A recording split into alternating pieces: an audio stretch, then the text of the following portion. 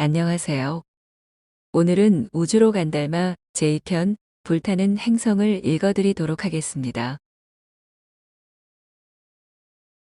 달마, 그는 누구이며 어디서 왔는가?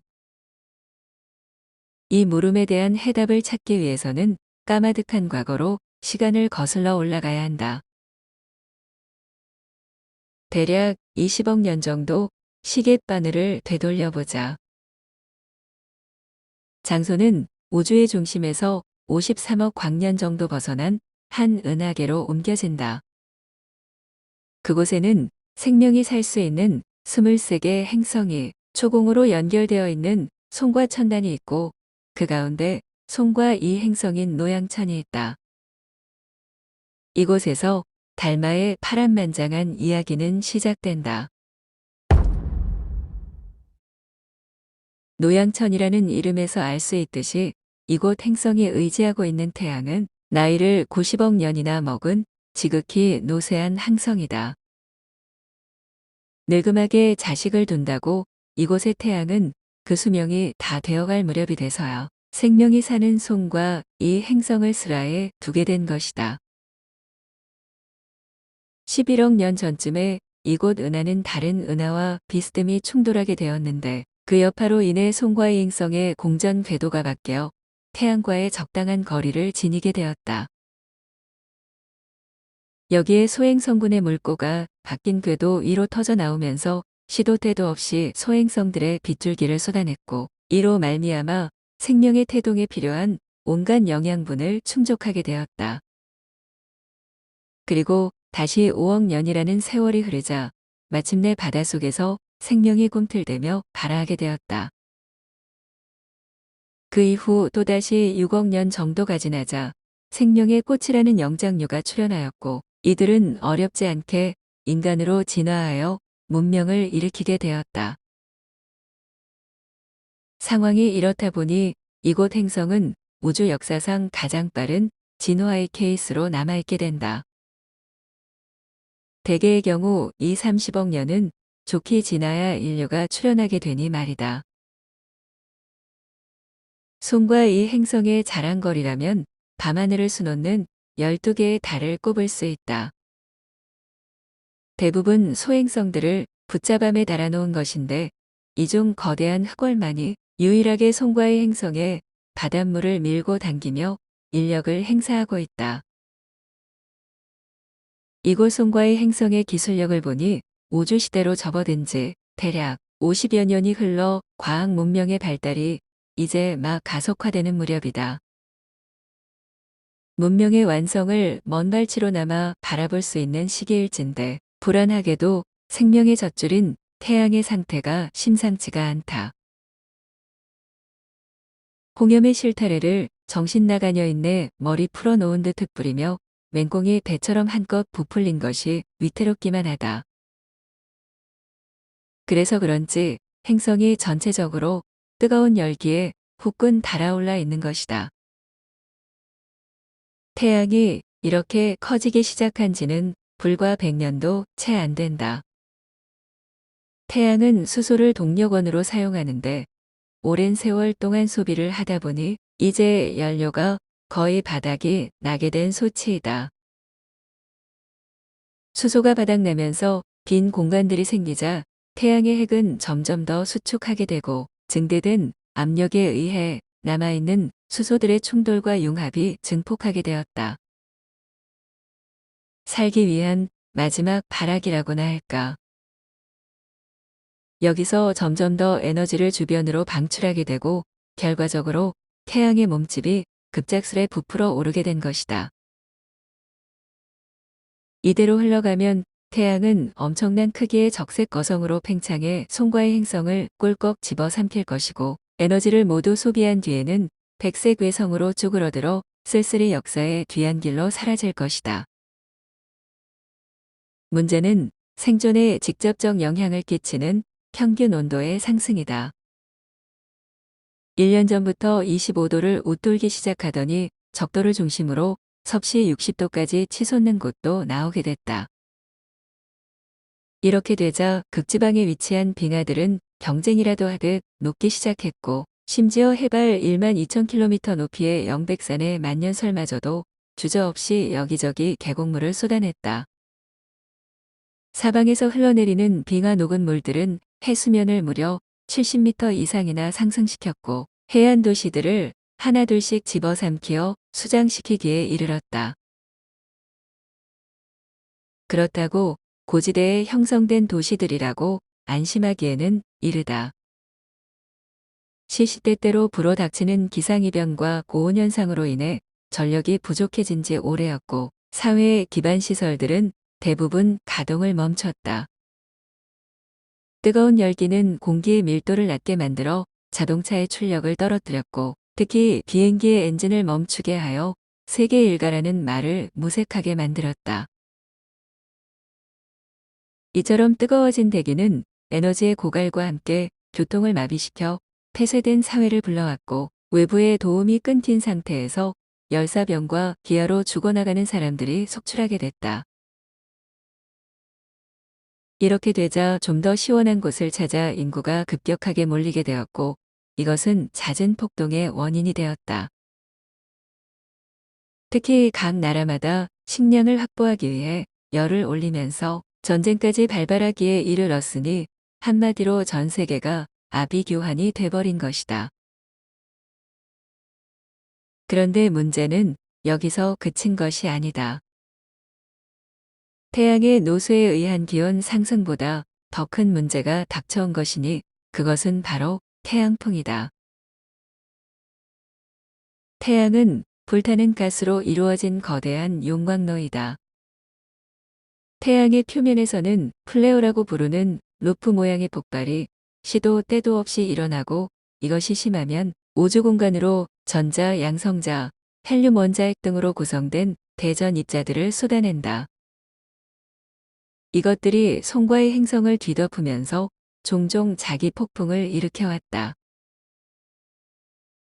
물론 송과의 행성은 자체적으로 형성된 자기력선을 방어막으로 삼아 대부분의 태양풍을 차단해왔다. 태양풍이 심한 경우는 간간이 자기력선을 뚫고 들어와 곳곳에 적잖은 피해를 주기도 했지만, 그래도 버틸 만한 정도였다. 하지만 최근에 발생한 태양풍은 기존에 비해 무려 수백 배에서 많게는 수천 배에 이른다. 그러다 보니 GPS나 인공위성은 말할 것도 없고, 지표면상의 변압기나 전선에까지 피해를 입혀 전력을 마비시켰다. 엎친 데 덮친 격으로 극지방부터 방사능 수치가 크게 증가하기 시작하였고, 이것이 점점 퍼져 행성 전체를 오염시키기에 이르렀다.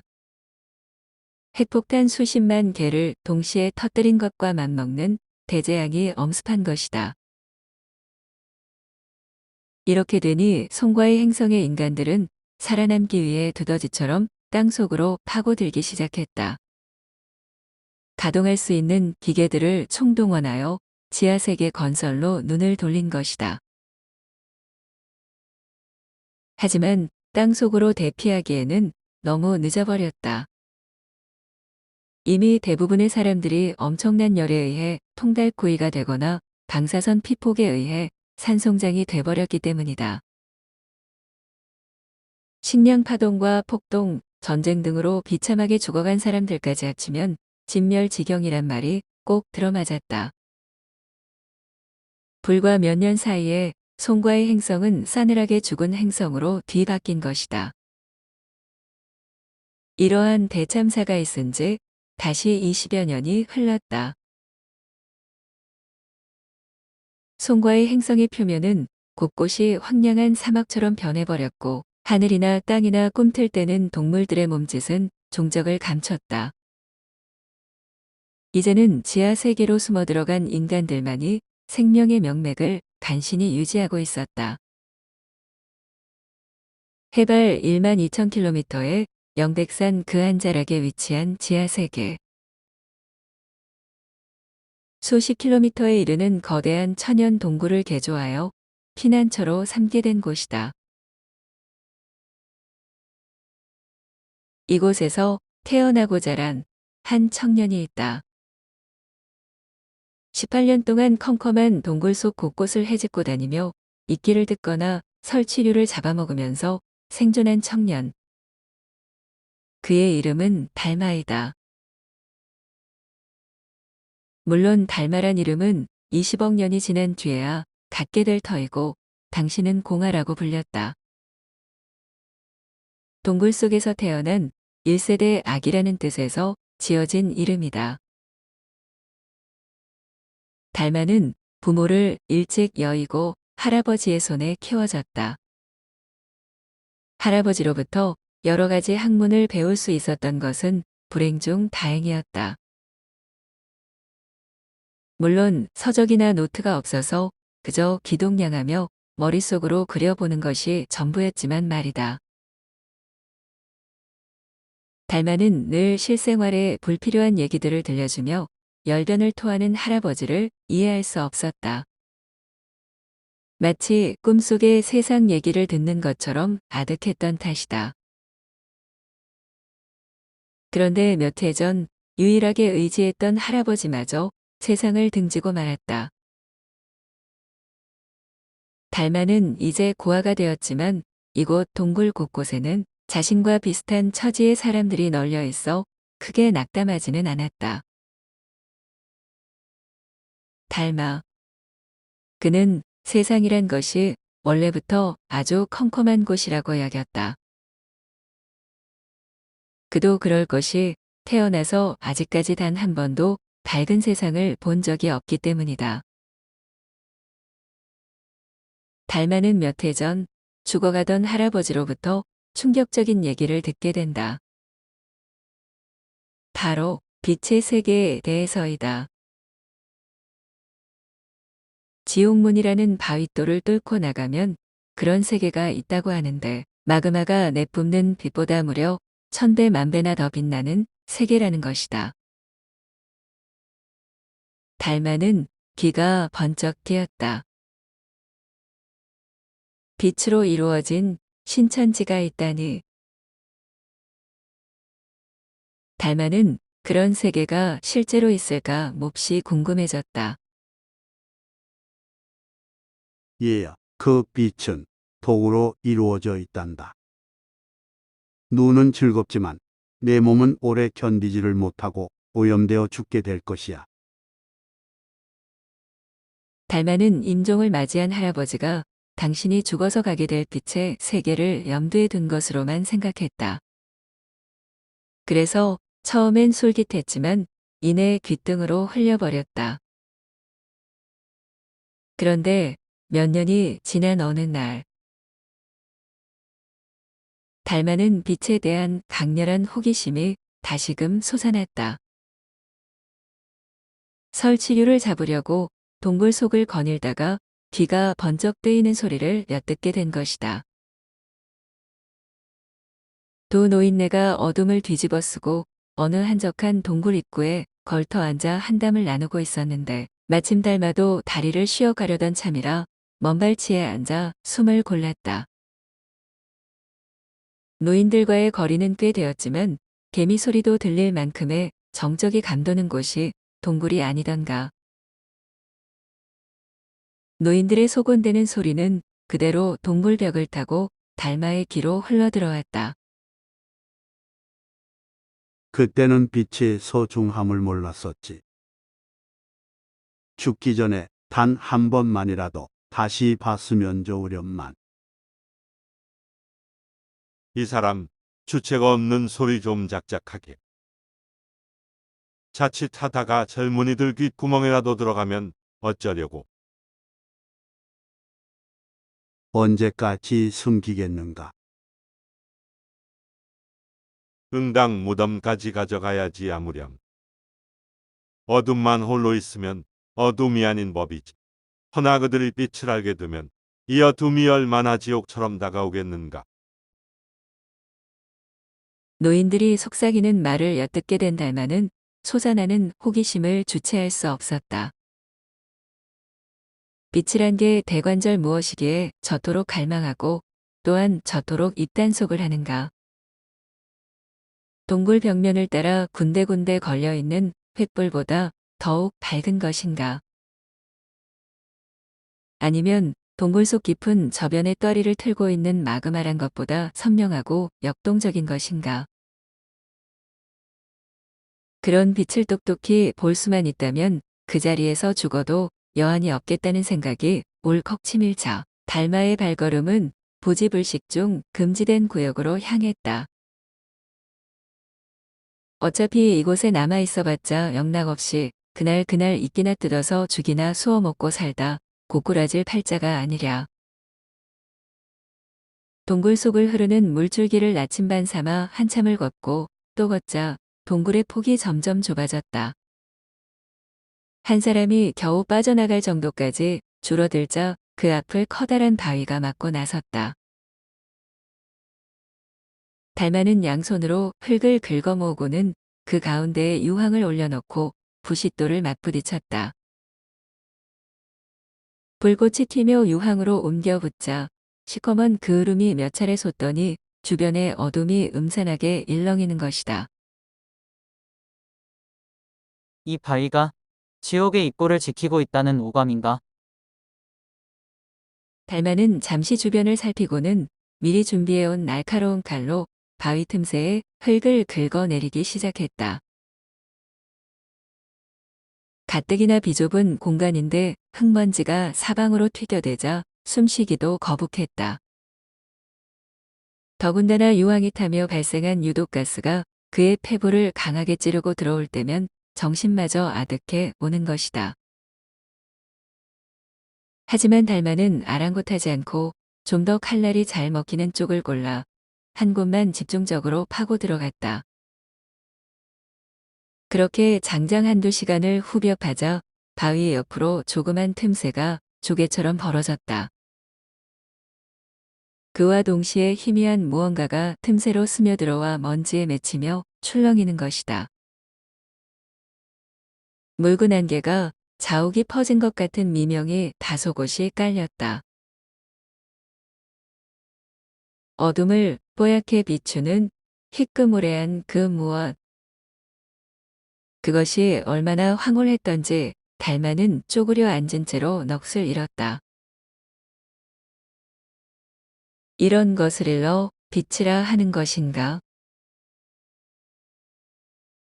지금껏 봐왔던 음침한 빛과는 달리 은은하게 퍼지며 너울대는 모습이 혼백을 쏙 빼놓고도 남음이 있었다.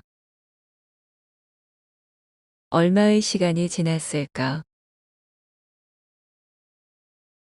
불현듯 달마의 정신을 화들짝 들게 하는 생각이 스친다. 빛이 도구로 이루어져 있어 자칫 죽을 수도 있다는 할아버지의 경고였다. 순간 달마는 멈칫하며 깃발에 체중을 실었다. 하지만 장미의 아름다움에 가시가 묻히듯 달마는 이내 빛에 매료되어 독을 잊어버렸다. 어차피 이곳에서 두더지처럼 연명해봤자 이물처럼 요절할 처지가 아니던가. 이젠 그의 손에 더욱 힘이 들어갔다. 전 먹던 힘까지 다해 구멍을 넓히기 시작했다. 물고가 트인 이상 구멍은 특별한 저항 없이 점점 벌어졌고 빛도 덩달아 고와졌다. 이윽고 적당한 크기가 되자 달마는 숨 돌릴 틈도 없이 그대로 머리를 들이밀었다. 사막에서 무릉덩이를 본 것 마냥 정신없이 몸을 밀어 송충이처럼 꿈틀댔다. 체격에 비해 구멍의 폭이 작았지만 힘을 몇 번 주자 몸이 앞으로 조금씩 나아갔다. 그리고 마침내 바위 뒤편의 신세계로 빠져나오게 되었다. 달마가 서 있는 곳은 여전히 동굴 안이어서 어두컴컴했다. 하지만 달마에겐 더할 나위 없이 눈부신 빛의 세계로만 느껴졌다. 힘이 빠져 허덕대는 한 줄기 빛조차 달마에겐 광명의 전도자처럼 축복으로 다가온 것이다. 이보다 더 밝은 곳이 있을까? 달마는 끝없이 이어진 동굴을 우두커니 바라보며 깊은 생각에 잠겼다.